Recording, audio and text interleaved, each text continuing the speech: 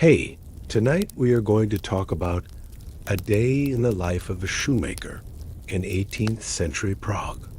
I want to thank you guys for showing love to my videos. I hope it makes you sleep well. Close your eyes if you'd like, and imagine a quiet street, somewhere in old Europe. Tonight we'll spend a quiet day in the life of someone long forgotten. Asterisk. The street is still. The shutters are drawn. But somewhere inside a quiet row of houses along a stone lane, in old Prague, a single window is lit, soft, golden, and faint. The morning begins not with the sound of bells or voices, but with the gentle scrape of wood beneath bare feet. The air is still cool. It clings lightly to the old plaster, walls and stone hearth. The scent of beeswax, leather, and dust has steeped into the beams above, like a memory that never left Dot in a small workshop. Tucked beneath the sloping eaves of an uneven roof, a man begins his day. He rises slowly from a straw-filled mattress, laid on a low wooden frame. His shirt is still wrinkled from sleep, linen loosely stitched, with cuffs worn soft from years of wear. He does not speak. No one does. There is no rush here. The floors creak as he moves across the room, not from haste, but age. The boards have known these footsteps for decades. They know the weight of his body, how he walks with one shoulder slightly dropped from the way he holds his tools. He opens the shutter only slightly.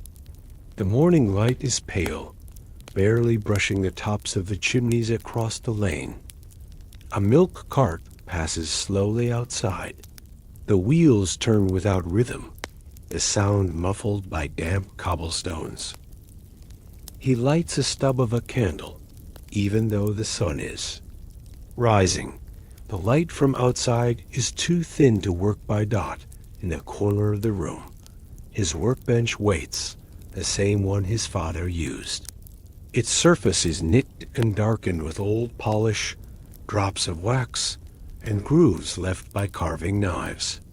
The tools are laid in careful rows, all hammer, rasp, thread, and horn needle. Each has its place. Each has waited through the night. He begins with his hands. He washes them slowly with rainwater collected in a tin basin. The water is cool. It wakes the skin, not the mind. He dries them on a coarse linen cloth and sits without. Sound Dot before making anything new. He inspects what remains from the night before. An unfinished pair of boots. Stiff leather, roughly cut, still waiting to be softened, curved, and stitched into something that might walk the streets of the city. His fingers trace the edges of the leather. He flexes it gently, warming it with the flat of his palm. Every motion is patient. Repetition is the ritual. The quiet acts of preparation are just as sacred as the final stitch.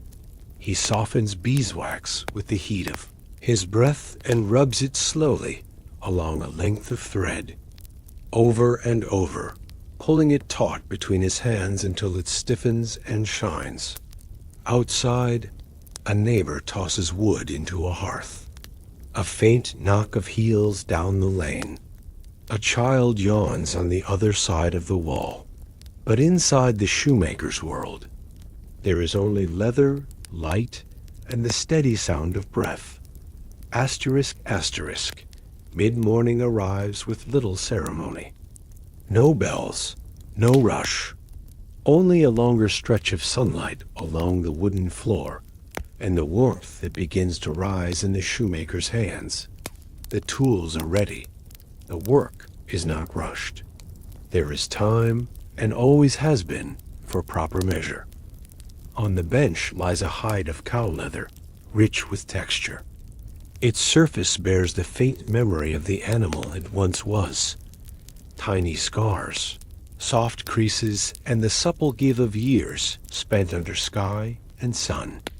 The shoemaker runs his hand slowly along the grain, not to inspect it, but to greet it. A quiet, habitual gesture. Leather, even once cured, holds its mood.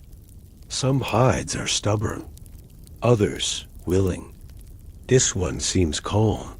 The shoemaker lifts a worn wooden pattern, a curved stencil, passed down from his father, cut with care and sanded smooth.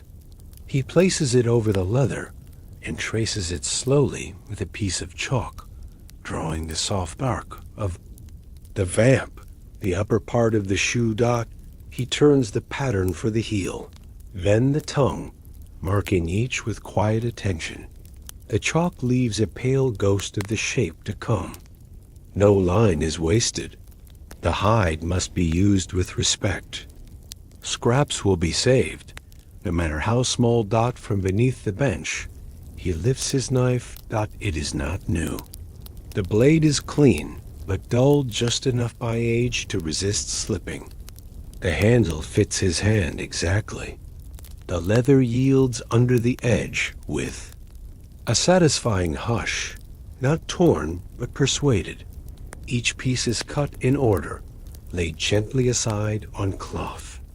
A total of 6 pieces for a single shoe, 12 for the pair. The process is not silent, but still.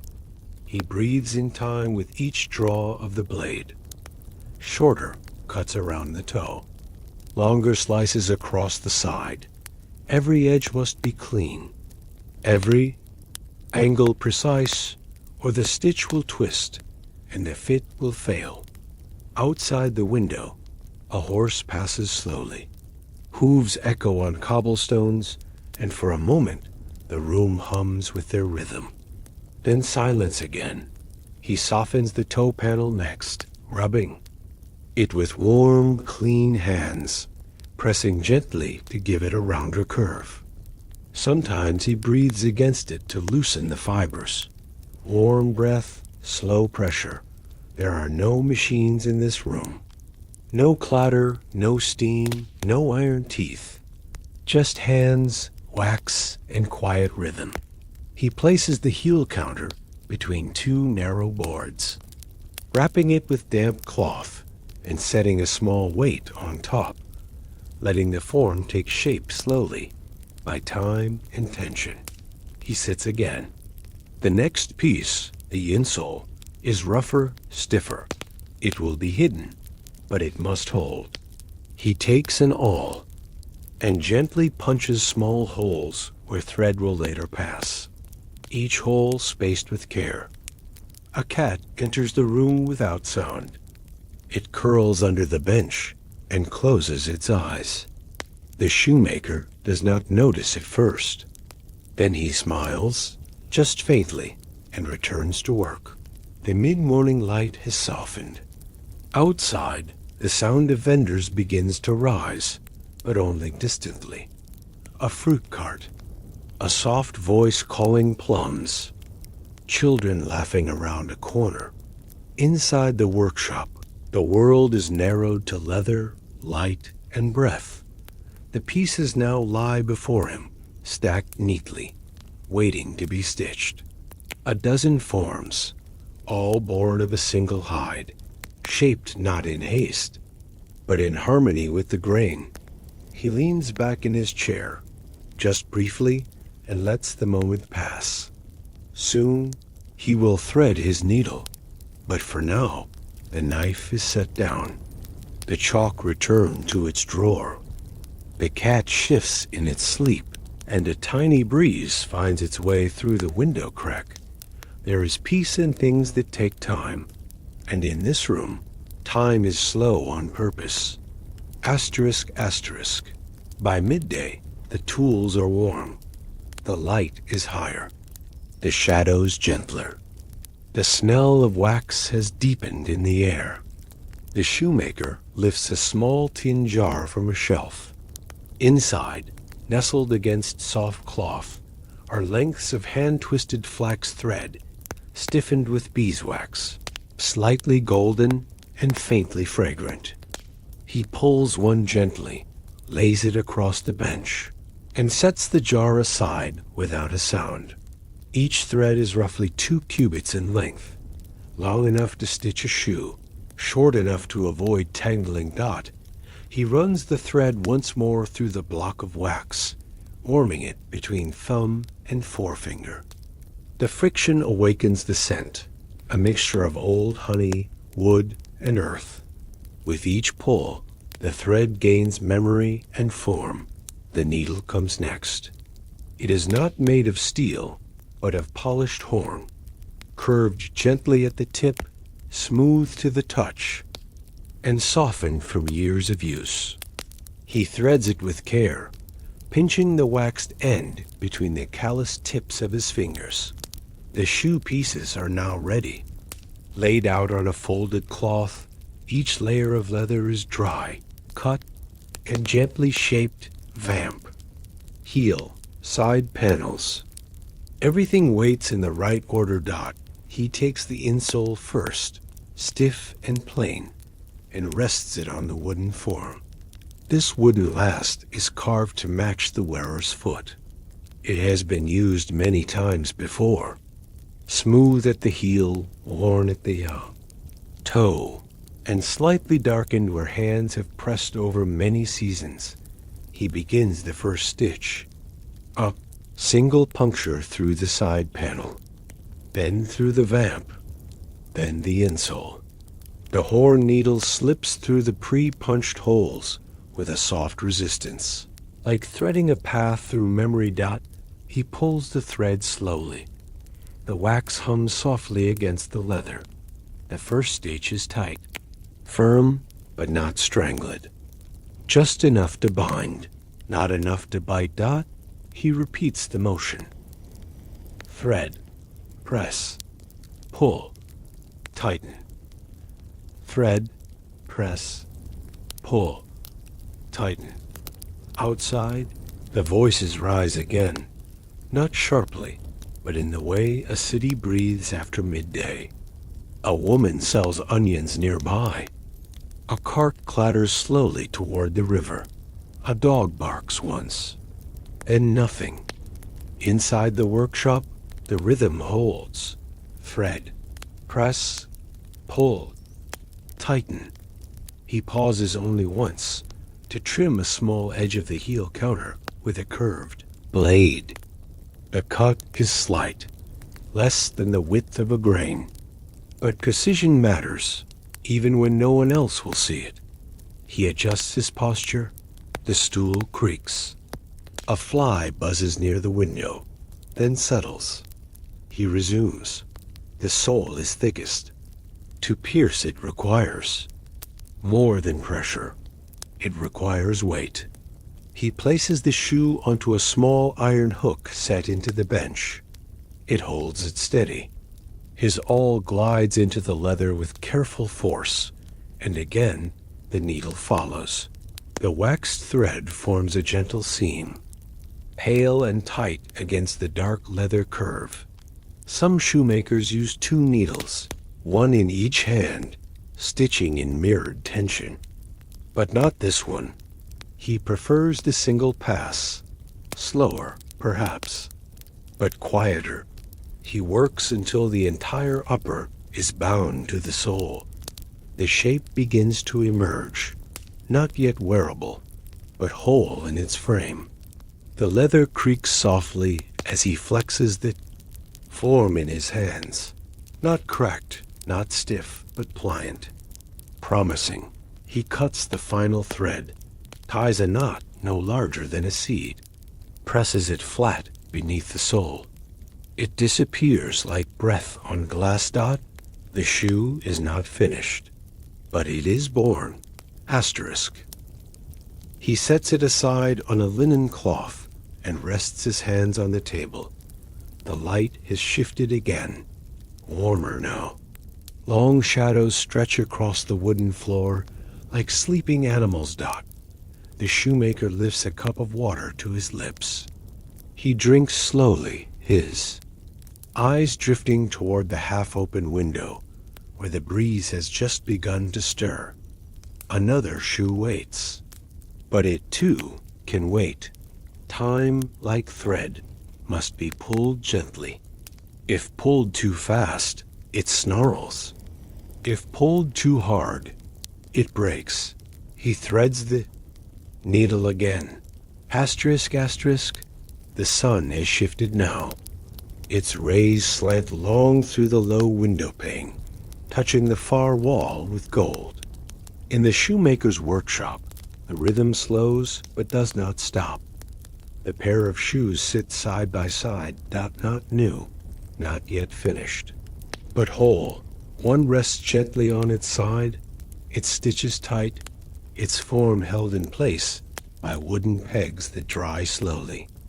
Against the last, the other sits nearby, its sole still soft, edges curling faintly like parchment corners. Before anything more can be done, the shoemaker breathes again, a long breath. His shoulders settle, his brow smooths. He reaches not for tools, but for a cloth dot. It is a soft cloth, folded many times over, worn thin, with one corner frayed. He has used it for years, not for cleaning, but for finishing. He dips it into a small tin of oil and wax, a mixture made by his own hand. Beeswax from a nearby market, mixed with lanolin, soot, and a few drops of clove oil. The scent is warm, earthy, and faintly sweet. He begins the polish slowly, circular motions. Small, then wide. He buffs the leather gently, coaxing out the grain. The wax deepens the brown, turns it from pale and dry to rich and golden, not too shiny, just enough to show the leather's life. He moves over the toe, the sides, and heel. He buffs away any sign of handling. The shoe begins to look less like parts and more like something complete, something ready. Outside, dusk deepens. A soft breeze moves the curtain. Voices grow faint. One by one, the shutters in nearby homes are closed. The shoemaker reaches for the second shoe. It has rested just enough. The leather has cooled and settled. It takes the polish like the first, darkening at once, drinking in the mixture as if waking from a sleep. When both are done, he sets them together again, left and right, perfectly balanced, slightly asymmetrical, for they are handmade and human. He stands now, gently stretching. He opens the small box beneath the bench and lifts a pair of hose, knit by his sister perhaps. Then, from beneath the table, he retrieves his own shoes, worn, cracked, stitched too many times to be sold, but still strong. He exchanges them with a slight smile and tries on the new pair. The fit is snug. He presses his heel gently downward, twists, and lets out the faintest breath of satisfaction. He walks a few steps, slowly, without sound, just enough to feel the sole press into the wood, to hear the light creak of leather bending. He does not wear them long. They are not his. But he had to know, to feel the shape, to test the stitch, to honor the work. Places the shoes back upon the bench, wraps them gently in a length of linen, binds them with a cord of waxed twine. He writes a small note with a reed pen, the name of the customer, the date, and a simple word, Hotovo, finished. The candle burns low. He returns the tools to their places, not hurried, but one by one. The awl beside the hammer, the wax in its small pot, the thread gathered in a loop and tucked into a pouch of deerskin. The last light of the day now barely touches the rim of the window. He sits once more, not to work, not to move, but simply to sit. The cat is curled again near the bench. Its breathing slow, its tail still. The room smells of leather and wood and wax, of care, of time, of something almost gone. He leans forward and rests his elbows on the table. Another day is behind him. And the shoes, once nothing more than hide and thread, are ready to walk the streets of Prague. Asterisk, asterisk. The light has faded now. The windows hold only faint reflections. Even the candlelight feels quieter, like a whisper at the end of a long thought. Outside, the streets of Prague carry a different rhythm. The marketplace is emptied. Stalls folded, cloths drawn, crates stacked in quiet corners. Only a few voices remain, murmured conversations beneath low windows, the soft clatter of dinner dishes being cleared away. The shoemaker sits near his doorway now, hands resting. In his lap, shoulders eased. The work is done. The shoes, once a hide, once only an idea, now rest within their linen wrapping, ready for delivery in the morning. He does not think of money, nor pride, only of how the leather had felt in his hands, how it had moved beneath the knife, how it had responded to polish. These small things matter most. Across the narrow lane, a washerwoman draws in her last damp linens, pin by pin. Her children laugh from upstairs. A boy tosses a ball. A girl sings quietly to herself. The sound reaches the shoemaker in pieces, like fragments of a dream already fading. He smiles, gently. Faintly. In another home, a lamplighter finishes his round. The hiss of flame-catching wick can be heard in the distance. One by one, the city's gas lamps are lit. Their glow reflects in puddles, in shop windows, in the eyes of cats hunting silently beneath wagons. The shoemaker knows these sounds, not as interruptions, but as companions. Each evening, he listens to the city close its eyes. Each night, he walks its edges and feels it breathing in silence. In rest, in memory. He remembers when his father's hands had first guided his over a last. Don't force the leather, he had said. Just show it where to go. He had been small then. The bench had seemed tall, the tools too large. But still, he had stayed, watching, learning, waiting. Now, his own hands carry the rhythm. Leather, wax, thread, daylight, dusk, sleep. Across centuries, the work changes little. Kings may rise and fall. Borders may shift. But there will always be those who walk, and those who prepare the path.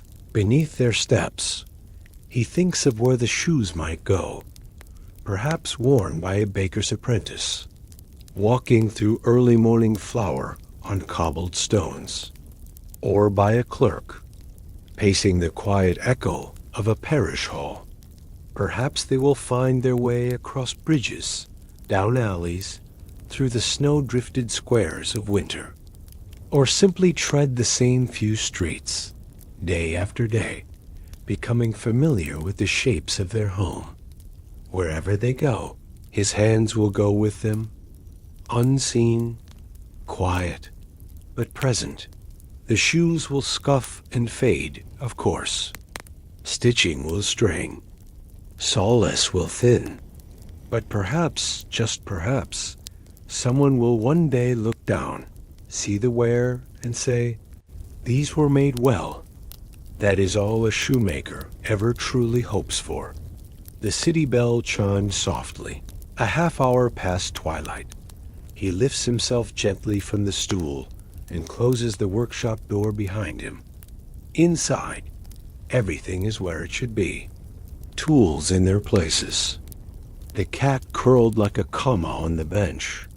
The smell of wax and dust settling into the corners of the room. He blows out the candle. The flame flickers, then disappears into quiet gray smoke. Outside, he walks a few slow steps down the street. Night air is cool against his skin. A mist is rising from the river. Gaslight glows behind him. Shadows stretch long across the stones. His own shoes creak gently as he walks, soles worn thin, but still whole. Each footfall echoes, just faintly, between shuttered homes and faded arches. He is one among many, a maker of something simple, something needed, something small and lasting. In this city, there are countless stories. But tonight, you have walked with just one. A day in the life of a shoemaker. In 18th century Prague.